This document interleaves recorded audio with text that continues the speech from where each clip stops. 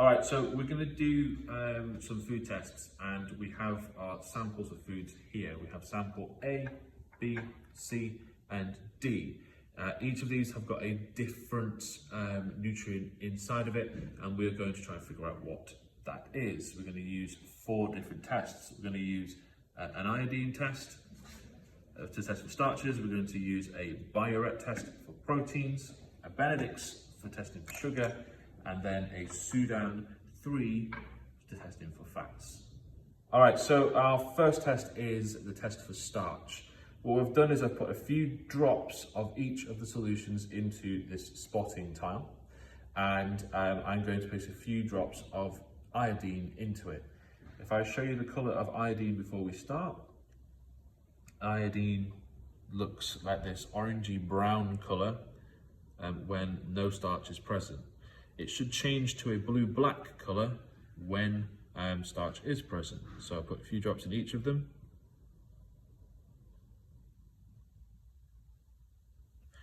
All right, now if we have a look at the results, we can quite clearly see that there has been a reaction with one of them. So the next test is the test for proteins. And test for proteins, we use this substance which is called Biuret reagent. In each of these test tubes, we have put a few drops of each of the samples.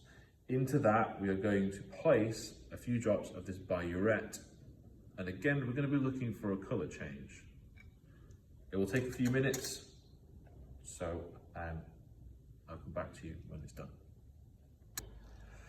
So if we have a look at the results, we have a look at A.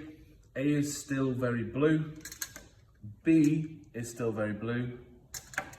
C has changed to a purple or lilac colour, and the D has gone a lot cloudy. This is still a negative result because it's still slightly blue. So the next test is the test for sugars.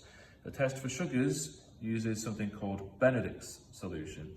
Now again, I have my tubes which have got the solution A, B, C or D in them, and I put my Benedict's, which is blue, into each of those.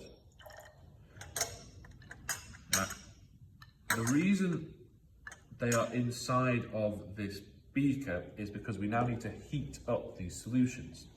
And so I've got some hot water from a kettle, and I'm going to put them into a water bath, and I'm going to leave them for a little bit.